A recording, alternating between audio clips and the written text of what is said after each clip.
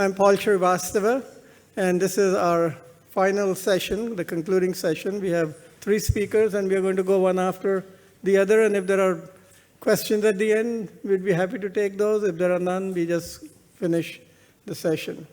So I want to begin by thanking Nebojša for organizing the conference and to the entire team at the Serbian Academy of Science and Art for organizing this very important event. The last 2 days have been a great learning experience for me. I also want to acknowledge the role of UNESCO and ANSA and WAAS and IUPAP that have all played a global collaboration role to make this happen. So thank you all. Before I came to this conference, for about 5 years, I led a UNESCO chair on art and science for integrating art and science for sustainable development at the ICN Business School in Nancy, France. And many of the themes that were covered over here were precursors in the work that we were doing, things like the need for transdisciplinarity and the need for global collaboration and leveraging of arts, not only to improve communications of science, but also to help science formulate better questions, and the use of arts for transforming social processes in our society. All of these things have been discussed for a long time, but I saw the clear difference of the advancements that have happened out of the discussions here. So I want to thank all the speakers that have gone before me for elucidating these points. But now we are living in a different time, and I want to focus my remarks on what I see as civilizational changes that are taking place that science and arts both have to deal with. Robert Costanza mentioned this morning that we are living in the Anthropocene. That's a nice little code word for a whole bunch of problems. This is an era characterized by depletion of natural resources, climate change, environmental pollution, biodiversity loss, intercultural discord, forced migrations, growing inequality. And Garry, day before yesterday, pointed out that the history of science, how at many crucial times in history, science has, and scientists, important scientists and scientific institutions have intervened in bringing about societal decisions for human security. We are again at a crucial time that some have called polycrisis or multi-crisis, a state of global disorder. We have national leaders today who leverage hatred, religion, and social differences to advance their political agendas. This has now accumulated into multiple armed conflicts in Ukraine, in Gaza, the Sudan, the DRC, and many other places. And superpowers with all their power are not even able to stop a genocide that is happening on live TV every day. We're living in shameful times, and human insecurity is increasing. Arts and science as an institution, as a project of humanity, emerged out of the Enlightenment project in the 17th and 18th centuries. Garry mentioned these roots day before yesterday. Under Enlightenment, the past centuries, there was a common understanding of the nature of reality. We didn't debate it, both natural reality and phenomenological, on the nature of truth and the need for truth, on the ways of establishing truth and reality. We had these general consensus around the world so that we as humanity could progress forward. We understood what was the good life that we were all seeking and what could be considered social progress for humanity. And artistic and scientific methodologies and programs began to meet the growing challenges of expanding human populations and understanding natural and social worlds. And while we had healthy disagreements within our communities of scholars and artists, they were resolved amicably and many disciplines were created as knowledge accumulated.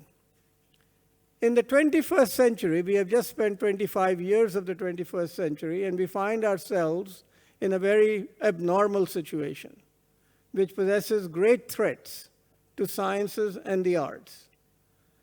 And I want to try to spell as much of that threat as possible, because I feel when I go to scientific meetings, everybody is too scared about the darkness of the threat and doesn't want to face it. Emotionally, it's a difficult thing to face.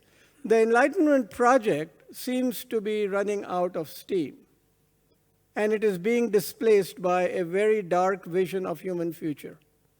We need to understand that this phenomenon as a civilizational ideological transition. It is being driven by people and by market forces. I acknowledge that the Enlightenment was not perfect, nor was it complete. First, it is now being increasingly seen as mostly a Western project that is isolated from Eastern wisdom and other Aboriginal sources of wisdom. Second, in their evolution over the last 300 years, both arts and sciences have fragmented knowledge into multiple disciplines. The National Science Register in the United States lists 15,000 disciplines in which you can get PhDs and you can get grants and you can have journals and publish articles. 15,000. This is especially unhelpful when we need knowledge and planetary consciousness to understand the planet holistically at a planetary scale. A third challenge from Enlightenment that remains unresolved is that, and the most precarious one on which I will spend a few minutes, is the rise of various alt-right ideologies around the world. This is the most dangerous development as I see it. We see religious nationalisms all around the world. In the United States, we have Christian nationalism that Mr. Trump and his MAGA crowd is promoting. Islamist nationalisms in the Middle East, Hindu nationalism in India, Zionism in Israel, these are taking root. We see a rise in fake news and misinformation, a growing disregard for science, and a capture of the arts by political interests. Democracies are turning towards authoritarian rule, and autocrats are using democratic processes to get elected and pervert democratic institutions. Extreme economic inequality, partly because we are measuring the wrong thing, as Robert pointed out this morning, by chasing GDP. Extreme economic inequality is concentrating power in the hands of a few and displacing the democratic neoliberal systems and consensus that had emerged out of the Enlightenment. Most of the world population today lives under a neo-reactionary, post-neoliberal ideology that are anti-democratic, anti-egalitarian, anti-humanist, and neo-fascist. The philosophical godfather of the alt-right, the philosopher Nick Land, calls this the dark Enlightenment, oxymoron as that might be, which rejects Enlightenment as a big human mistake and argues for overthrowing it. This would be considered crackpot philosophy even a decade ago, except for the fact that today its adherents include very important, powerful billionaires. In the US, people like Elon Musk and J.D. Vance and Peter Thiel and Steve Bannon, and many venture capitalists and Silicon Valley billionaires have publicly declared support for this kind of thinking and are putting their money to create think tanks, podcasts, other kind of media narratives that promote this. So it's not something that some isolated crazy person is doing. This is becoming mainstream, and I don't want to just point to my own country of United States. I see this happening all around the world. So we need to take a deeper look at this ideological transformation that always remains silent and quiet until it is too late to change. And of course, this kind of ideology then creates a political dynamic and an electoral dynamic and a policy dynamic that gets reflected in the kind of things that you're seeing happening in the United States. The Department of Government Efficiency, whose stated goal is to destroy the government. Cutting down of National Endowment of the Arts, the National Science Foundation budget, the National Institutes of Health. 60 universities, including Harvard and Stanford and Duke, are now targets of the administration. And if you read the charges that are brought up against universities, I mean, this is much worse than what was happening in the McCarthy era. But most people don't understand the depth of it. We are all too busy. We are living hyper-accelerated lives. We don't have time. We don't have time to understand our own context, let alone understand what's going on in the United States. Beyond arts and science, the current administration in the US is also upending the global economic order, something that even the United States took 30 years to put together. It is now destroying it systematically by unilateral, unstable tariffs. It is also changing the global security order. Mr. Trump has announced a budget for 2026, a defense budget of over $1 billion. And that doesn't include the amount of money being invested in ICE, the Immigration and Customs Enforcement Service, whose budget alone is $170 billion. That is more than any other army in the world, except for probably China. So we've got an army that is doing the work inside the United States, besides the $1 trillion that we are going to spend outside, and then forcing NATO countries to put 5% of their GDP into defense. This is crazy. When you put it all together, this is not trivial at all. This is not normal.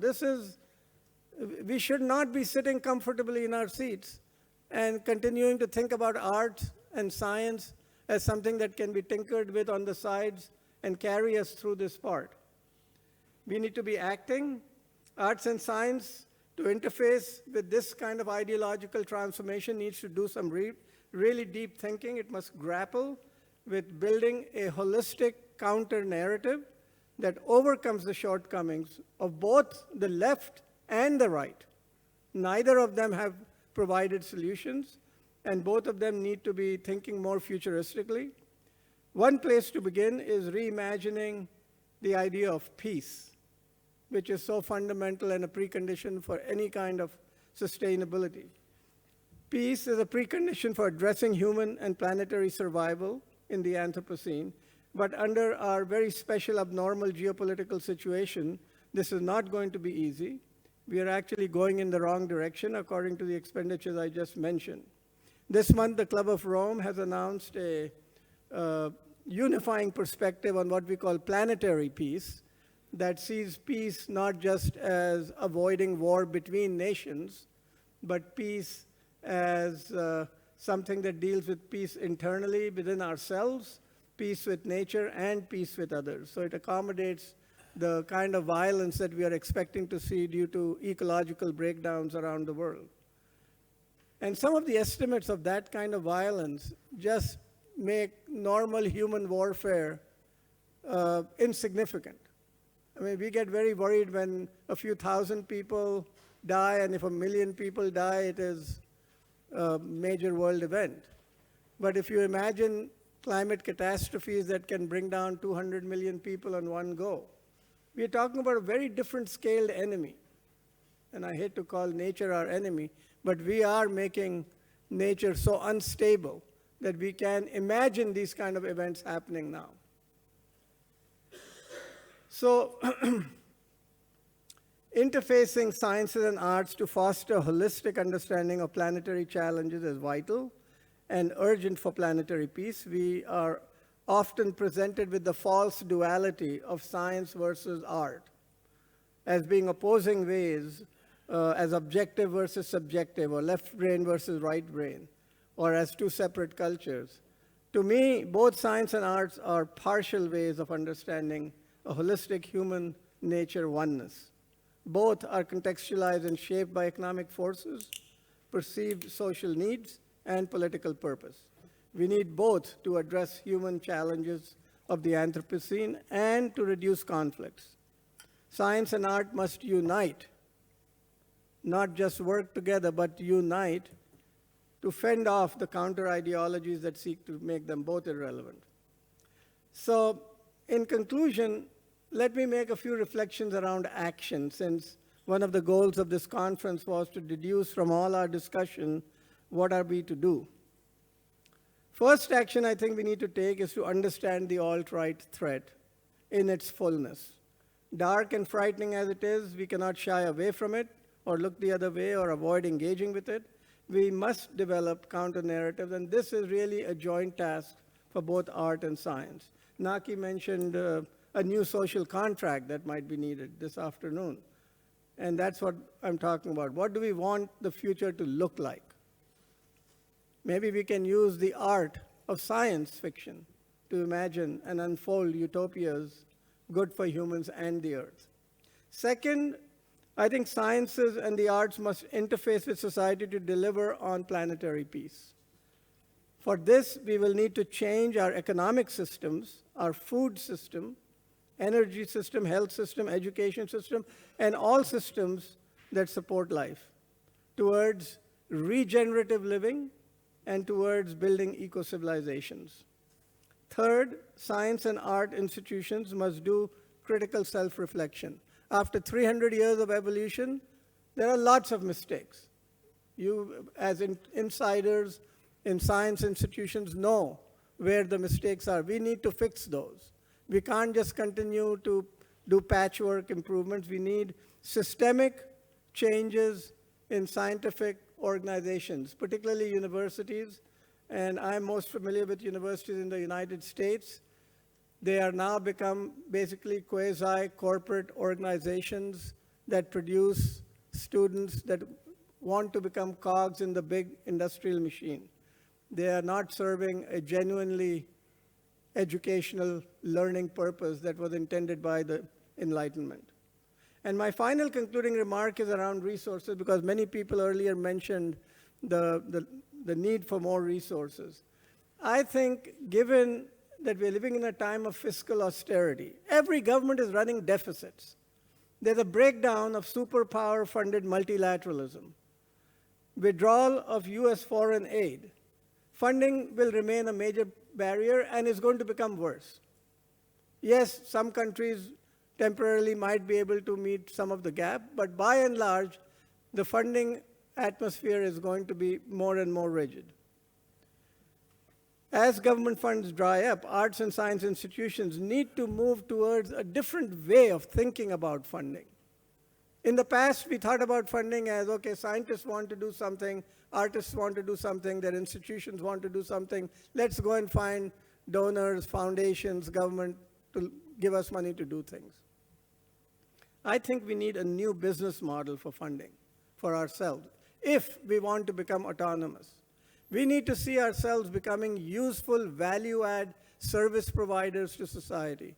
The morning discussion on the archaeology side was, to me, interesting because they had figured out how you can take a 5,000-year-old archaeological site and actually make it a sustainable tourism destination. That's one example. I just finished reading a book by Tim Kortinovis called Single-Handed Unicorn, How to Solo Build a $1 billion Company. And in this book, he makes the argument that we now have AI that can enable a single person to solo build a $1 billion company. If that kind of work can be offloaded to AI, then certainly universities and art organizations can imagine building an economic model in which they can create services that people, their clients, are willing to pay for, and thereby become more useful members of their societies. I will conclude by saying that science and art institutions, especially universities, face an ideological paradigm shift that can be an existential threat. Incremental changes will not suffice. In response, we need to rethink our purpose, in society and what value we can add to build a more sustainable future. Thank you for your attention.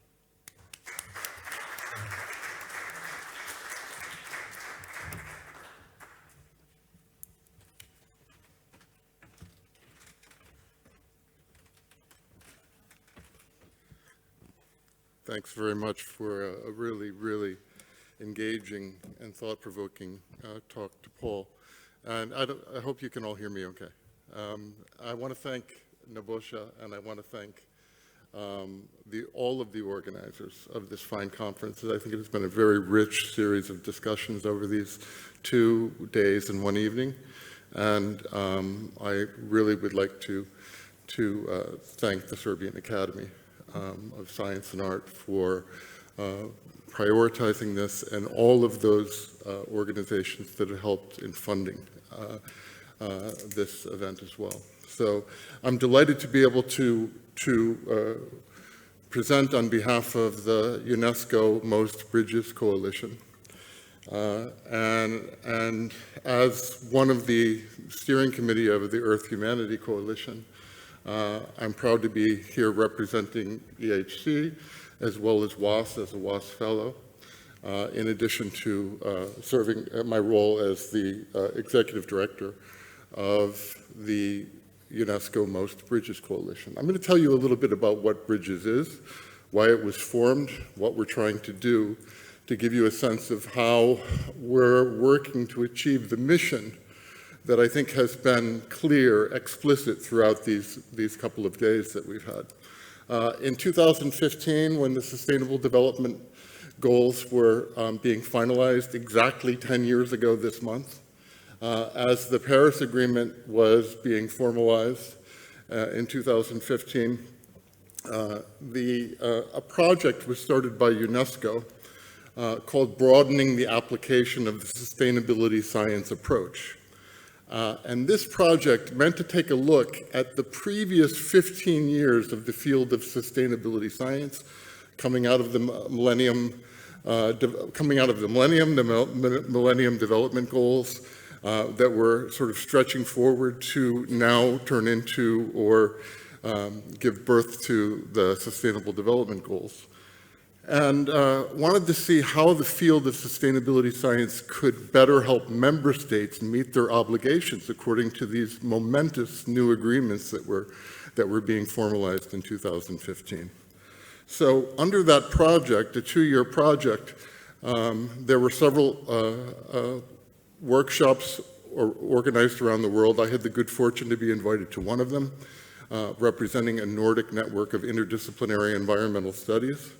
I'm, by the way, a humanities scholar to begin with, but I really don't see myself exclusively as a humanities scholar anymore because for most of the last 20 years, I've been working in increasingly multidisciplinary, interdisciplinary, and transdisciplinary modes of research and scholarship. As a result of this project, a document was produced called Guidelines on Sustainability Science and Research and Education. This was intended to be used by UNESCO to help stimulate discussions at national level among member states through UNESCO commissions that could filter into, hopefully, discussions going on at ministerial level within those countries and in the higher education and research and innovation sectors to elucidate some of the principles and to see how these principles could be reinforced and supported at national level to make sustainability science more useful to nation states or member states in their efforts to meet their obligations. Among the different things that happened, it was UNESCO, UNESCO really took the lead on this. Among the recognitions that took place in this document, well, there were a series of 6 principles that were put forward, and there was acknowledgement that sustainability science really needed to encompass other knowledge systems that it had not successfully brought on board before now. That includes the humanities, That includes the arts, that includes qualitative social sciences, that included traditional, local, and indigenous knowledge systems.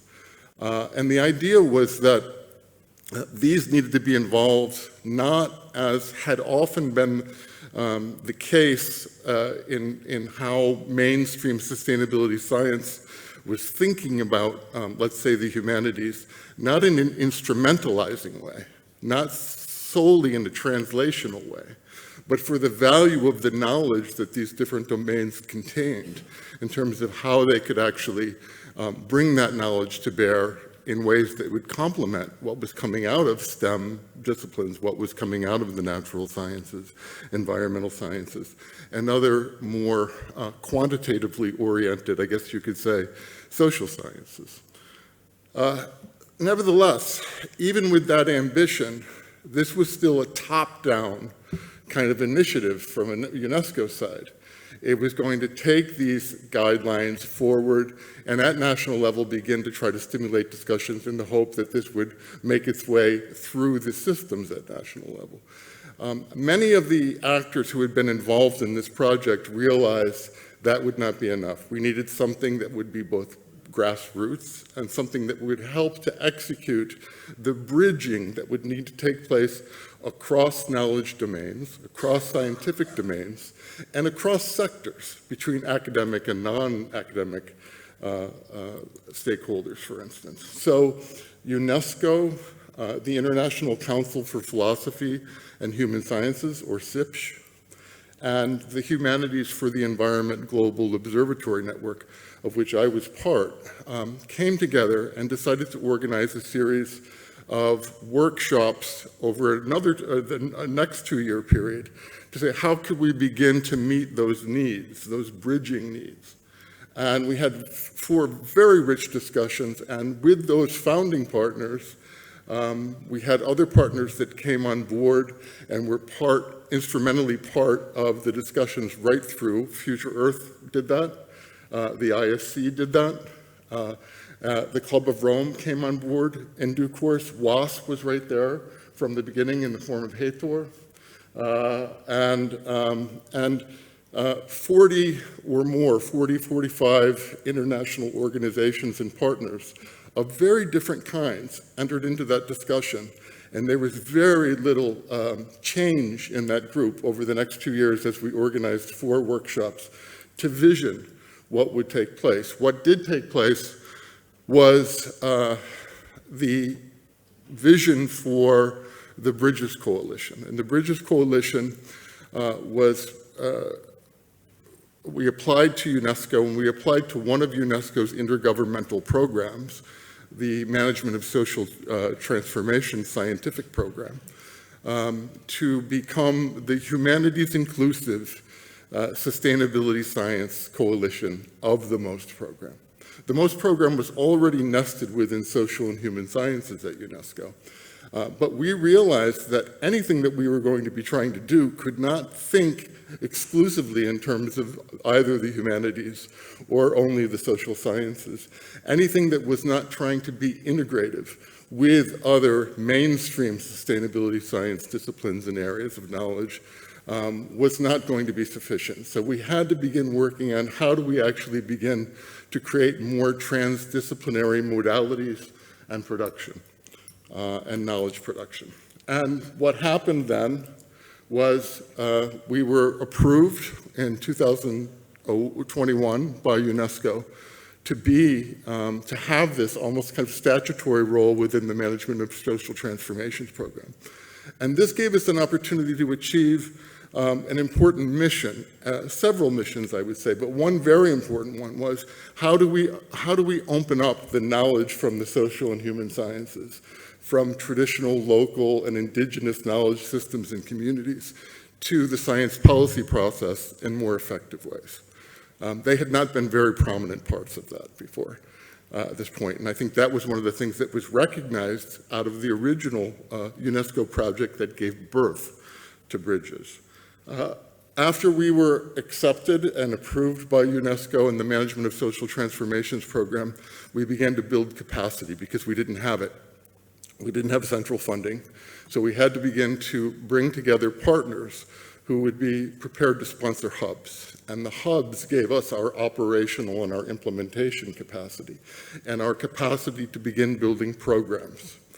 And these hubs, right now we have 6 of them, in fact. ASU's Global Futures Laboratory, Julianne Wrigley Global Futures Laboratory, sponsors our flagship hub and a major part of the Global Directorate for Bridges. The University of Wales sponsors our International Program Office and a UK hub. And then we have Princeton and CUNY, an interesting pairing. The Climate Change in History Research Initiative at Princeton paired up with CUNY's work, especially in historical disciplines and archaeology. Very, very active in the Arctic and subarctic areas and subpolar areas in particular, looking at long-term environmental change and what we could learn from that and how that might be applicable and interesting to present day and future challenges. The University of Pretoria from South Africa, the University of Cologne, and the Club of Rome was the only non-academic partner that came on board sponsoring one of our hubs, and we ended up basing their hub around their work with the Fifth Element, which was then unfolding as well. So part of our vision then, if we were going to be systematic about how we could bring knowledge to bear in science policy discussions, and how we could begin to then suggest ways in which the knowledge, not only from these areas, but these areas in cooperation with community stakeholders, with natural sciences, with environmental sciences, how we could begin to actually make this more available. We realized we needed to begin mapping what's out there, what's happening, what kind of co-led, co-produced sustainability science is occurring that has humanistic dimensions, that has local, traditional, indigenous dimensions.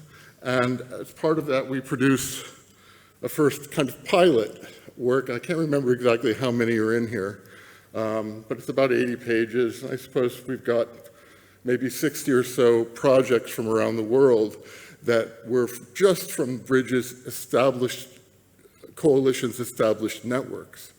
This was intended really to be a pilot study for something now we're undertaking much more fully and much more comprehensively now, together with Club of Rome and with other partners, to begin to map co-led sustainability science, community co-led academic, non-academic partnerships that actually have strong rooting in communities. And this is going to be producing a report in the next 1 to 1.5 years, we hope, that we propose to make a report to the Club of Rome and to UNESCO. They can help us better understand what capacities are out there, and they can help us better link up different projects that can synergize with one another, and where we can begin to apply the knowledge coming out of these local cases to larger scale, global, as well as local and regional issues. So that's an important part of what we do, but it's not all of what we do. What we also do is we stimulate new projects. We formulate new projects that are in line with the Bridges principles, that are in line with the sustainability science principles that came out of the original project. And I won't read you all of those principles, but I will emphasize a couple of those from the original 6. The importance of the interplay of global and local challenges.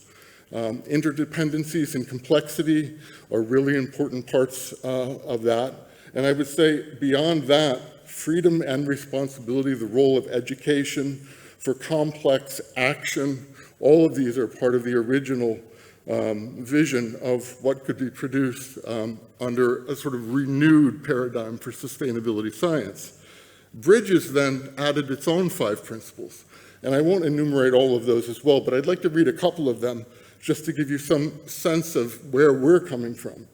The Bridges Coalition, our first principle is, the Bridges Coalition is humanity-centered, but not limited to the humanities. We value contextualized and diverse approaches to sustainability, and we acknowledge that persistent challenges are often complex, yielding sometimes contradictory responses. And we encourage and are trying to realize robust debate and dialogue in efforts to meet those challenges. The second point I'd like to emphasize is that Bridges partners understand the Earth not solely as a planetary system, nor as a reservoir of resources, but as a web of meanings and interactions that is inherently multi-layered and pluralistic. This then is crucial to our vision of the value, the added value that cultural, artistic, other humanities, philosophical, historical disciplines can be bringing to our understanding of the challenges facing the Earth, the planetary challenges we're facing. This is not simply a material or a physical challenge. This is cultural. And so with those in mind, we've begun to stimulate new projects and begin to build new projects that we'd like to see as ones from which we can be trying out these transdisciplinary approaches that prioritize this work across the disciplines with a strong humanities component, with a strong local community component, and with also equally strong, because we take that for granted, STEM and engineering and technical disciplines and natural science components. So beyond that, Coastal Tales is one of these projects. It's a Belmont Forum project that's funded by the NSF, by the EPA in Ireland, and by UKRI in the UK. And it's looking at the role of narratives as carriers of traditional wisdom, and local solutions that can help communities be more resilient in the face of climate change and climate challenges that are happening as we speak more and more and more, as we know. So that is one of the projects, and it's aligning the USA and two of our hubs, the ASU hub and the UK hub in Wales, with Trinity College Dublin in Ireland. Another project, and here we see, and the sites that we're working in are Kodiak Island in Alaska and Dublin Bay in Ireland, and the greater sort of coast of southeast or southwest Wales in Wales. And we're looking at fisher communities, coracle fishermen in Wales. We're looking at other kinds of threatened communities, but not only looking at them in terms of how they're threatened, but how they are actually a resource. And we need to begin thinking about these communities that have been operating and doing work, working closely with the land in coastal areas and in these threatened coastal areas as resources that our societies should be looking at for the knowledge that they can help complement existing scientific knowledge. These are just the project just got started last year, so these are just some shots from that project. Another example of and I'm going to wrap up in a few minutes. Unfortunately, I won't be able to go through all of the things I'd hoped, but I want to make sure I leave enough time for Garry. Another project that's worth looking at is a new project that was inspired by the Bridges approach and by the Bridges principles, which is a biophilic project. It's looking at retrofitting for the future nature-based solutions for climate adaptation. The research questions you can see here: what are the barriers and enablers for biophilic design? Retrofitting, living, and stewardship, focusing on dense urban environments and areas of multiple deprivation. How can the Swansea biome, in this case, inform UK and international nature-based design and retrofitting, and contribute to climate adaptation, mitigation, nature restoration, and help repair human-nature relationships? And this project is called Repair, by the way.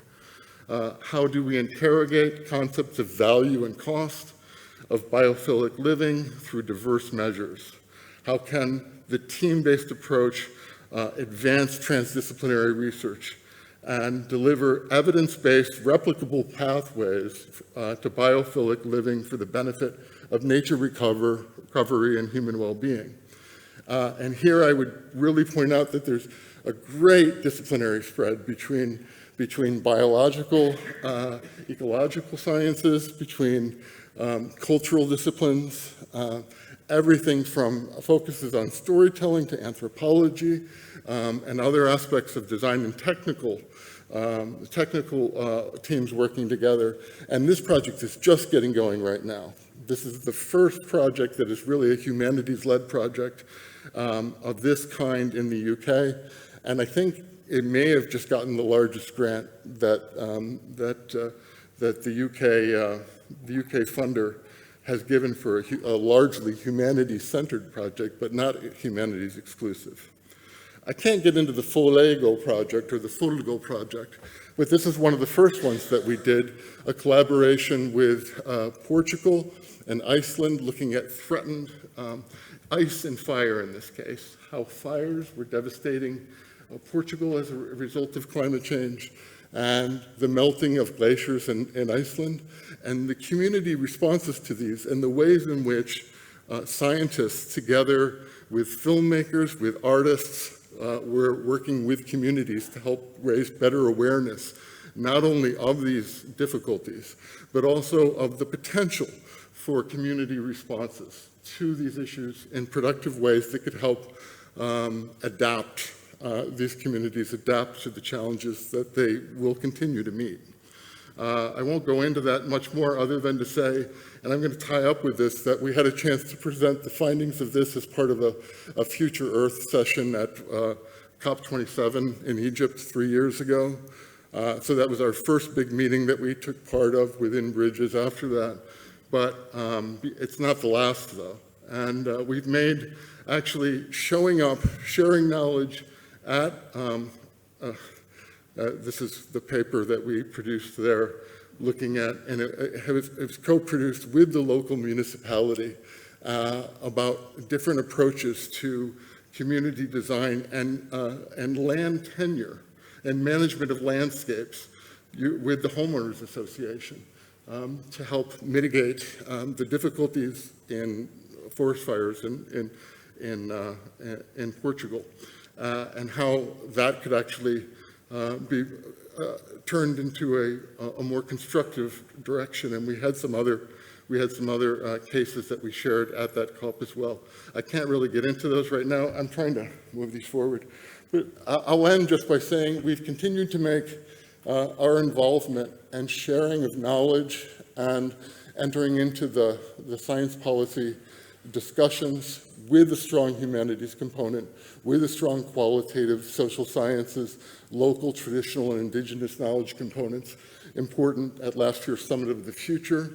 For instance, we had a focus on from idea to action and impact, with strong youth representation, with a strong intergenerational element, where we were looking at the future generation, the Declaration for Future Generations as one of the annexes to the Pact for the Future, and brought in everyone from Derek Walker, the Future Generation Commissioners for Wales, the first high-level governmental national office, almost ministerial level office, albeit in a devolved government in the UK and Wales, that was responsible for looking at how present public activities were affecting future generations. And people like King Stanley Robinson, who wrote The Ministry of the Future, and who was theorizing this in fictional form, in science fictional form with the Ministry of the Future, and Garry and our partners from Club of Rome, from WAAS, and you can see all the other partners right there in the middle.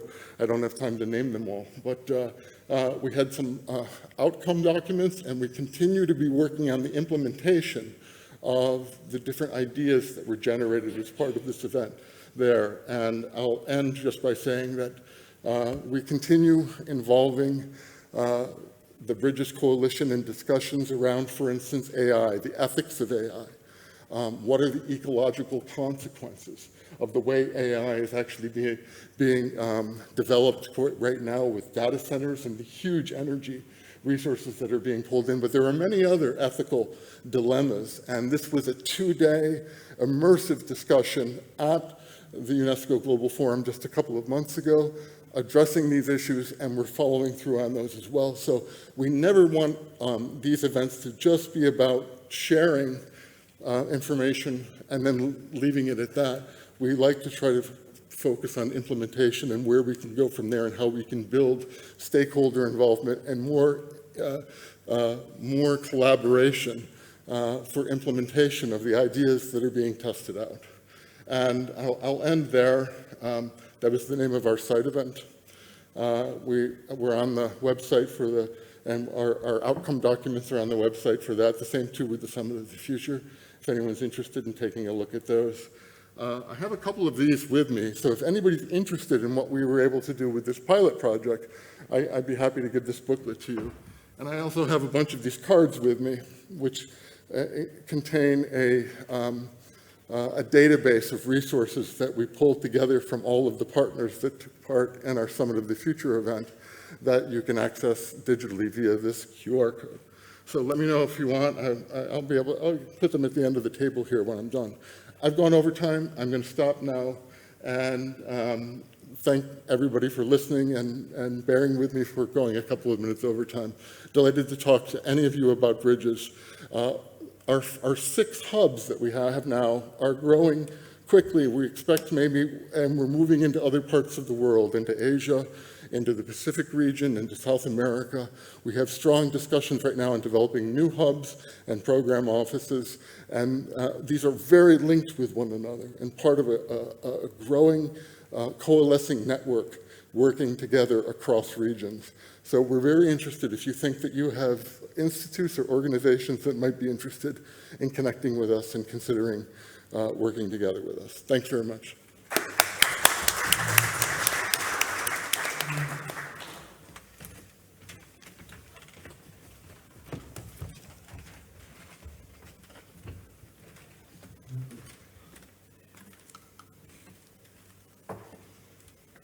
Good evening. It seems like we've been here for a long time. I think in some sense we've covered more territory in 2 days than we usually would in a week. And I'm very tempted to spend my 20 minutes, first of all, appreciating and thanking our partners, the sponsors, the speakers, and everyone for such a rich discussion. But if I use all the time for that, there won't be. I'd like to, there's so many meaningful things I have heard from other people that I feel like repeating and reinforcing because they're so central, I think, to the message that we should be working on and we are working on. I'll just comment on one now with the synergy of the 3 organizations that are represented here. We're all deeply interconnected, and there are much bigger networks for which we are partnering with. And that's one of the things I think that's most welcome and important, something I've been wanting to see for decades. But I think it's really happening now more than it's ever happened before, and it's really necessary if we're going to address the issues that we have to. I'm not going to go back and repeat the things that I mentioned yesterday about the causes for the situation we're in or the description of it. There are many important things to be elaborated, but I was requested by Nebojsa specifically when he to focus on the issue of art or arts and what it has to do with the World Academy, and what I think it has to do with is all the issues we're talking about now.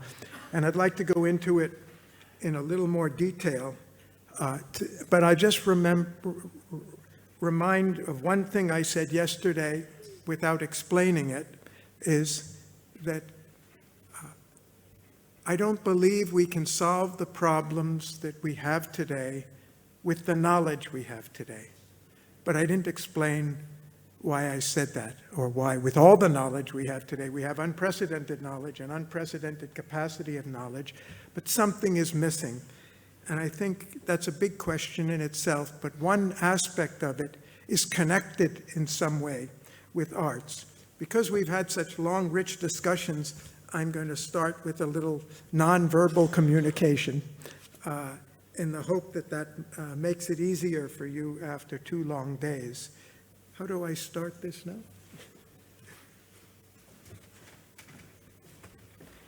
I'm going to talk about assuming we have the knowledge and we have the right knowledge. That's not enough. We need a knowledge that has the power for accomplishment. And what we're lacking now is how to get this knowledge translated in. We know enough of what should be done, but somehow that knowledge is not enough to get it done. And that's really the theme that I'd like to address today. Some of you must, I think, have, how do I do that? Sorry. Oh, there it is. Okay. I think some of you have already seen this, but I'm showing it as an example of some of the things that we've been missing.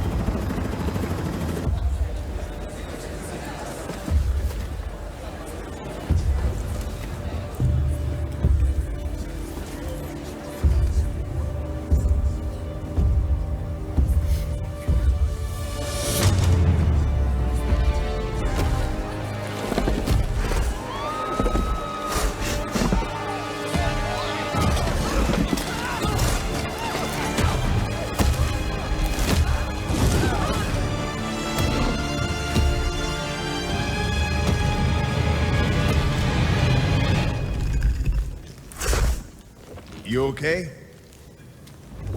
You need a minute? Cool. Okay.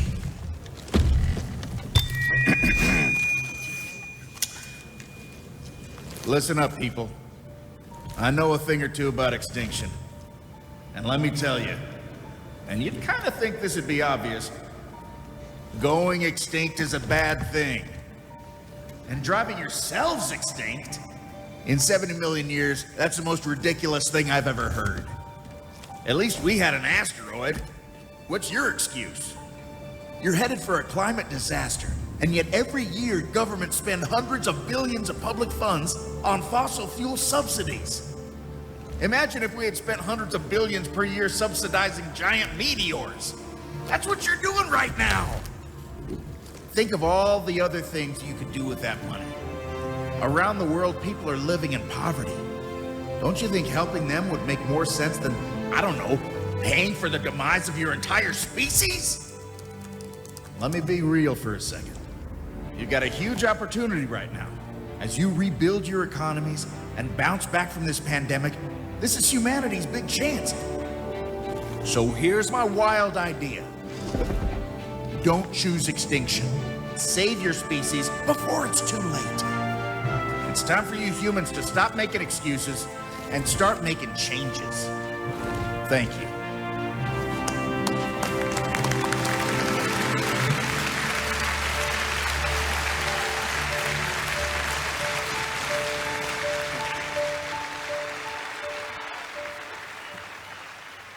Just an aside on this, a very dear friend of ours and a very distinguished scientist, Regenerative, who was the chairman of IPCC until he passed away in 2020, we attended many meetings in which he presented to us and our members and guests the latest developments from IPCC and all the facts about global warming and the threats that it posed.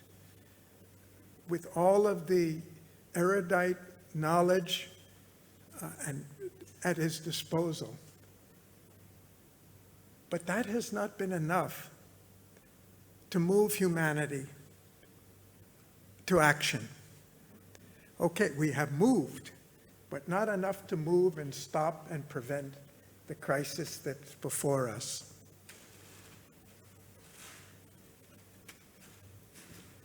I think more of you may be familiar with this one. Al Gore's, by the way, that video, which was produced by the UN in New York, has been aired more than 30 million times. And it just spread through social media so much. This one you've heard about, the famous film that Al Gore did on An Inconvenient Truth. I'm just going to show you the trailer for it.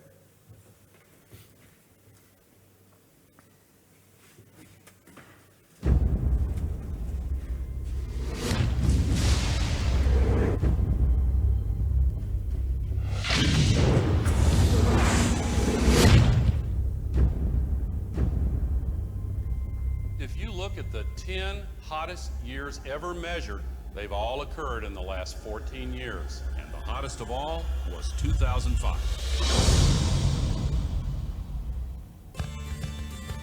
The scientific consensus is that we are causing global warming.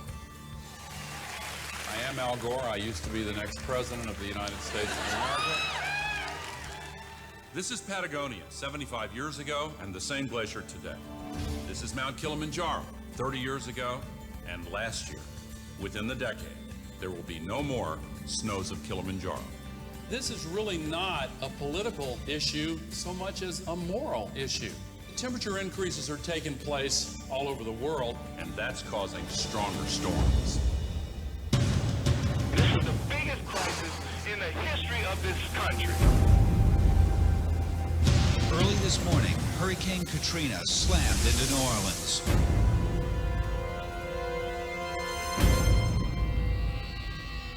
Is it possible that we should prepare against other threats besides terrorists? From Paramount Classics comes a film that has shocked audiences everywhere they've seen it. The Arctic is experiencing faster melting. If this were to go, sea level worldwide would go up 20 feet. This is what would happen in Florida. Around Shanghai, home to 40 million people. The area around Calcutta, 60 million. Here's Manhattan. The World Trade Center Memorial would be underwater.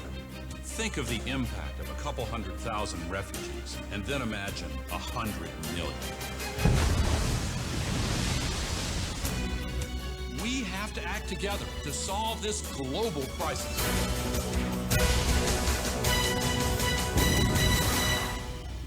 Our ability to live is what is at stake.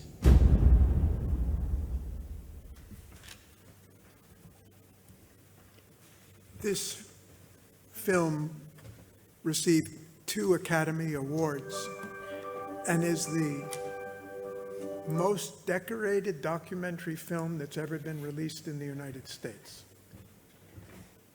Of course, it's spread all over the world, and it's been used in schools all over the world since then.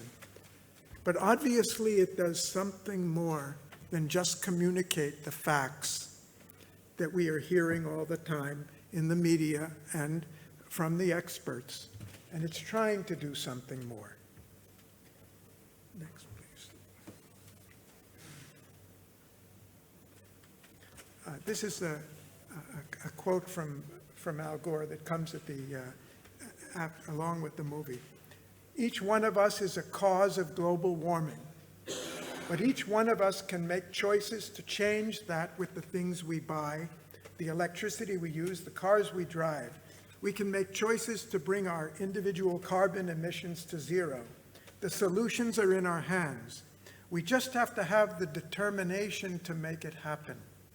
We have everything that we need to reduce carbon emissions, everything but political will. And I don't think that just means the will of the politicians. I think it means the will of the public as well. But in America, the will to act is a renewable resource.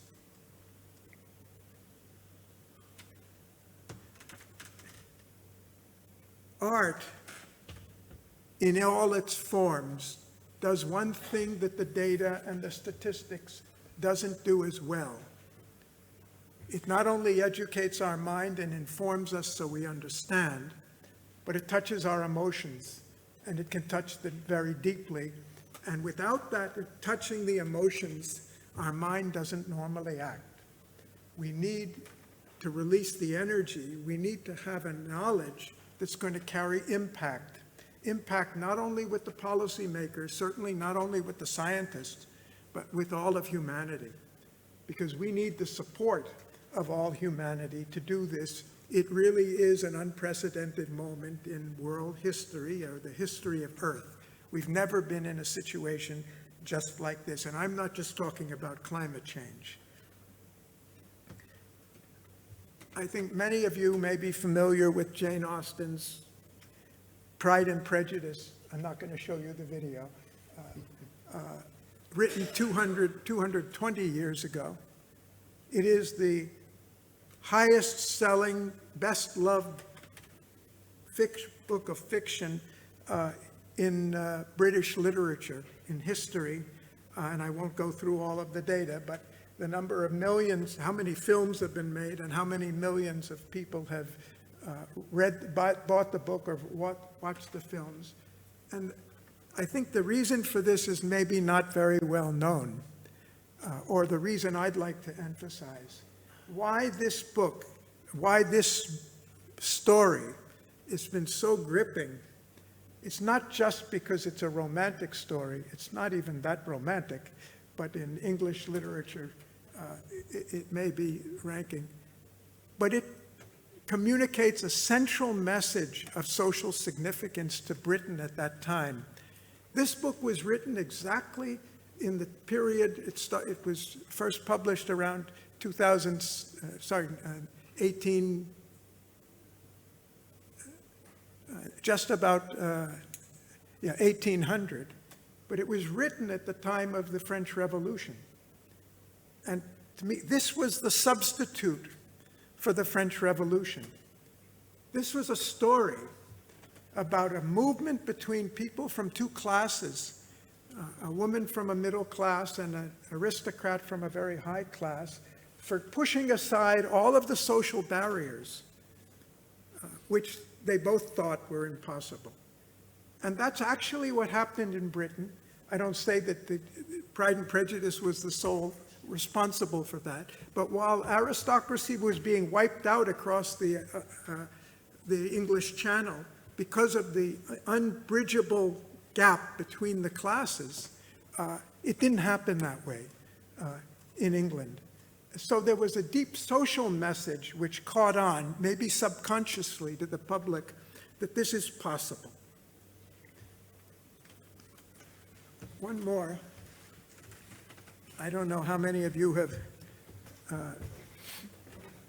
were watching the US Super Bowl game in 1984. But one of the most important events in the game Today we celebrate was during the halftime. glorious anniversary of the information purification. This is a halftime video. Created one of the most time in all history, a garden of pure ideology, where each worker may bloom, secure from the pests, obeying contradictory laws. Purification of laws is more powerful a weapon than any fleet or army on earth. We are one people, with one will, one resolve, one cause. Our enemies shall talk themselves to death, and we will bury them with their own confusion. We shall prevail. On January 24th, Apple Computer will introduce Macintosh.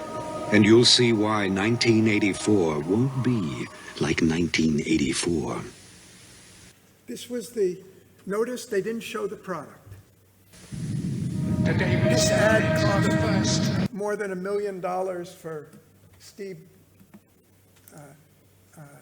the two Steves, to produce. The board of Apple refused to air it and thought it was a mad scheme to do it. It was voted 10 years later as the most successful commercial documentary in the history of Hollywood, or in the history of America. And the message here is not about the computer. They didn't even show it. The message was a deep psychological social message at a time when it's hard for many people to remember, especially the younger generations, but I remember very well, that the computer was taking over jobs, and the anxiety about computers taking over more. Even the computers were all operated by engineers at that time, and most of them in engineering departments, not on the desk. But even when it was on the desk, it was simply something that we should type into. The message they carried here, you caught the 1984. This was a play. This was the 1984 year, and it was the play on George Orwell's book about the autocracy taking over society and removing all of the powers and dehumanizing people. And that was very much an anxiety at that time when the PC just started. And this was the message that they came up with, is that technology is not going to replace us. You don't have to learn the language of the computer. We're going to give you a computer that speaks our language and does the things the way we do them. And psychologically, probably this was one of the most important things in the history of the computer industry from that time on. And that message was not just to sell Macs. They didn't sell, I bought one, but they didn't, I studied Apple at that time, but they didn't sell that many Macs. In fact, almost went out of business after that. But the message that the technology has to serve people, has to work for us and not replace us, was so powerful that Apple is still riding on that today, and riding on it all over the world. People who want to be an individual, people who want something that works for them and makes them better and not replaces them, was captured in this ad and was so successful because of it. So this is, you can call it communication. I would call it art, in the sense of being able to take an idea, a very important idea, nothing more important to us than our individuality and our future, and communicate it in a way that millions and millions of people could understand it, even if they couldn't explain why, or even they couldn't explain why they acted that way. So what I'm talking about is harnessing the power of art for human security and sustainability. We're here to talk about how knowledge and how science can be used for that purpose. I'm going to show you one more video, and then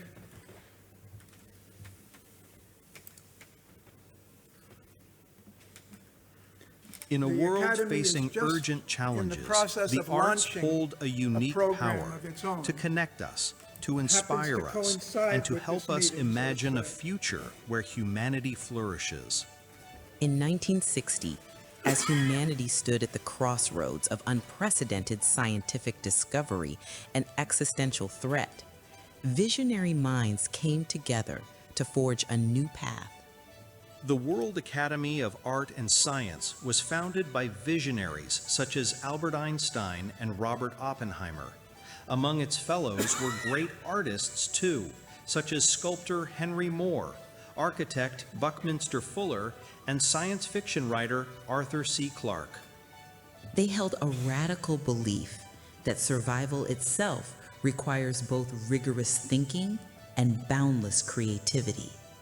Ambitious projects were launched, such as the World Man Center in Cyprus, supported by creative legends like Peggy Guggenheim, Max Ernst, and Salvador Dali, who pledged support for this world-first center that was to be managed by the World Academy of Art and Science, with a structure designed by Buckminster Fuller. They dreamed of art and creative thought as a force for global transformation. Today, their vision is rekindled within the World Academy through the planetary arts movement that aims to unite creativity across the globe. Our mission is simple but urgent: to transform existential threats into pathways for peace, prosperity, and planetary well-being by using the creative arts to highlight our common humanity.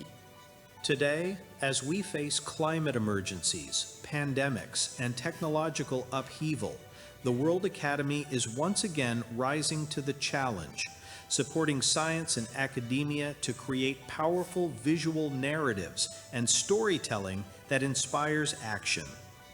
Art, as a universal language of empathy and beauty, creates peace by reflecting our shared humanity, transforming pain into healing expression, and opening compassionate visions of a more harmonious future.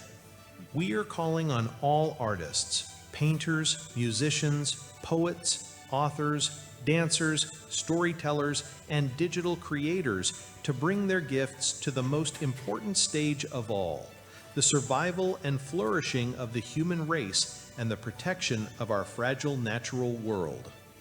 Guided by principles of wisdom, ecology, inclusion, and storytelling, the planetary arts movement is building networks and alliances that connect communities, inspiring action and acting as a catalyst for positive transformation.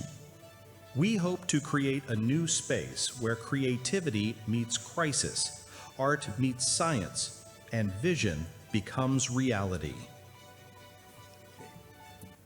This is just a new initiative just to get started up, and it's obviously not something for just a World Academy to do. We've got the artists of the world which we should be mobilizing, and nothing short of that. As much or more than we've mobilized scientists to be telling us what the problems are and what the solutions are, we should be mobilizing artists of all descriptions, from all fields, with all capacities, who know better than we do how to communicate with other people. And not just communicate with them with the ideas, but communicate with the right emotions and aspirations to move them to action, to give power and impact to the knowledge we already have. So doing more research is very important, and there are many issues we have to work on, but that's not going to be enough. We've got to get the rest of global society involved in this, just the way we're trying to get our own partnerships involved. I'm not going to, I won't have time to go through the whole presentation. I thought showing this may communicate more in a short amount of time than my long explanations. But I just wanted to mention that even within the Academy, we went back and asked ourselves, why, can give many explanations, but why including the art was so important and put first? Can rationalize it in many ways. But the first publication of the Academy after it was founded in 1960, this is 1961, Hugo Bocchio, who was then the Secretary General and became the next president of the Academy, published this book. He edited this book, in which he says some very interesting things that answer to us what he had in mind. Let us create the scientific basis which is necessary to enable us to live and work together peacefully. This is not about fundamental science. This is about living and working together peacefully. Use all our imagine to make an art of living. The art that we're talking about was not just the arts of a discipline or all of the humanities. It was an art of living. Non-scientists and scientists alike, let us all help to make this forum a true agency for human welfare, irradiating hope and belief, and let us work together for a brighter future, a future truly adequate to Homo sapiens, and we should say to the earth as well, because they weren't so concerned with the earth as we are now. I can go through many very interesting quotes, and I'd be happy to share the presentation with you because we won't go through it all. But quotes from Einstein, quotes from Oppenheimer, quotes from Buckminster Fuller, and others who really explain what the significance of the arts is to them and to the knowledge that we need in the earth. And I'll just show you a few of them. All religions, arts, and sciences are branches of the same tree. All these aspirations are directed towards ennobling man's life, humanity's life, lifting it from the sphere of mere physical existence and leading the individual towards freedom. The most beautiful experience we can have is the mysterious, It is the fundamental emotion which stands at the cradle of true art and true science. And they go on to say that art and science are really two expressions of a wider reality.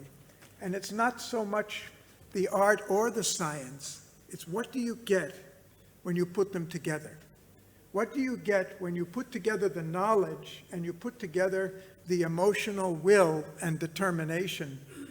When you get both together, you get a powerful knowledge. You get a knowledge for action. Einstein, the greatest scientists are always artists as well. Oppenheimer, both the man of science and the man of art live always on the edge of mystery. Both utilize signs and symbols to represent and decipher existence. Both science and art are powerful agents of social change and freedom. And isn't that what we need most right now? Both strive for the perpetual, precarious, impossible balance between the infinitely open and the intimate. And isn't that really what we need now? And that's why I really appreciate Nebojsa's work in bringing us all together in this group like this and putting these both on the agenda, but to really bring the two together, to really bring, we've talked a lot and many have been talking about the importance of transdisciplinarity, but even transdisciplinarity we know within the sciences is difficult. Even within the natural sciences and in the social sciences, it's extremely difficult. But when you want to bring in the humanities, you want to bring in the arts as well. But that's where the chemistry is. That's where the power is, and that's what we need. I'm enough of an artist to draw freely upon my imagination. Imagination is more important than knowledge. Imagination is more important than facts, than data. For knowledge is limited, whereas imagination encircles the world, stimulating progress, giving birth to evolution. Buckminster Fuller. The further art advances, the closer it approaches science. And the further science advances, the closer it approaches arts. I'm going to skip the rest. Harlan Cleveland was the 7th president of the World Academy. Before that, he was too many things, including the Assistant Secretary of State under Kennedy during the Cuban Missile Crisis, and then ambassador to NATO and president of the University of Hawaii. Art and science represent a marriage of the objective and subjective dimensions of knowledge. And without putting them together, without that marriage, we don't have the offspring that we really need to get the results we want for the knowledge that we have.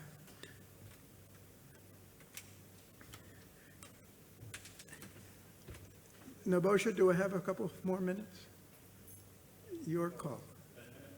Okay. I wanted to mention one other thing here, which is not a non sequitur for me, but I think it tells what goes on, what really happens if we succeed in a marriage of art and science.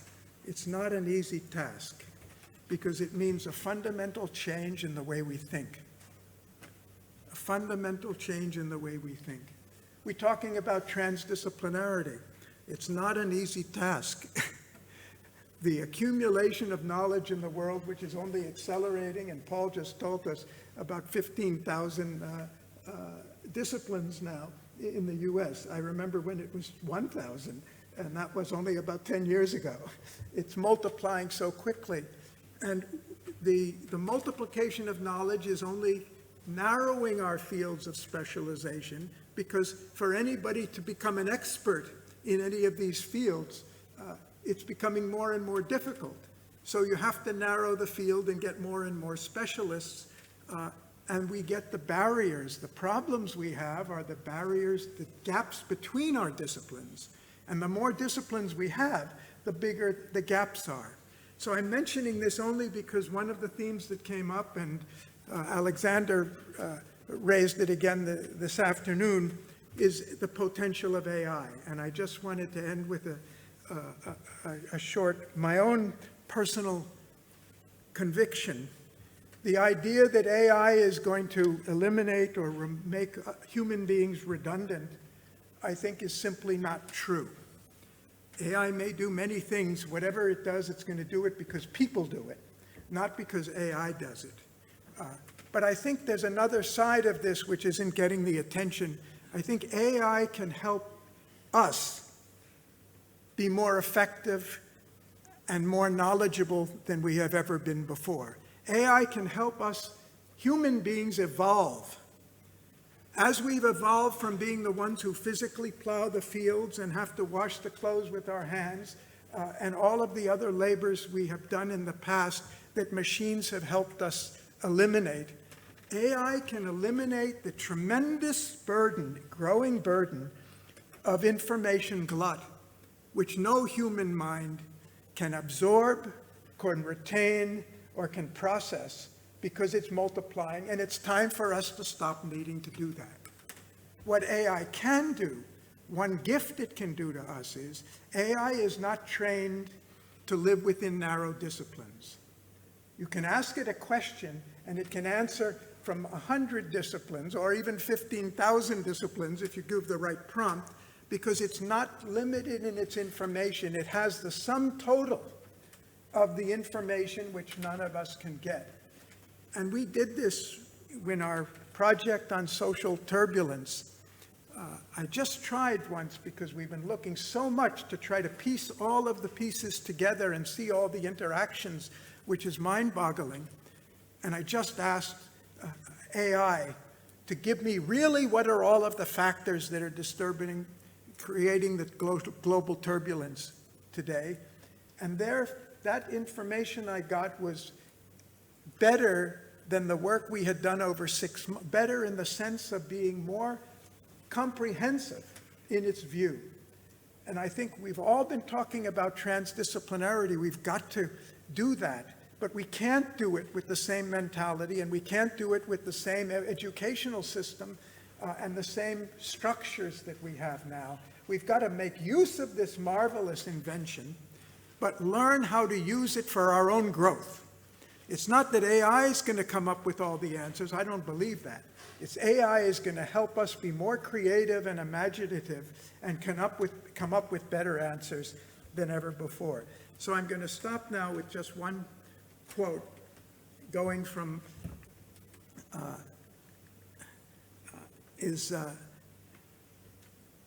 this is a quote from Sri Aurobindo, an Indian spiritual leader who's been very influential in my life and taught me a lot.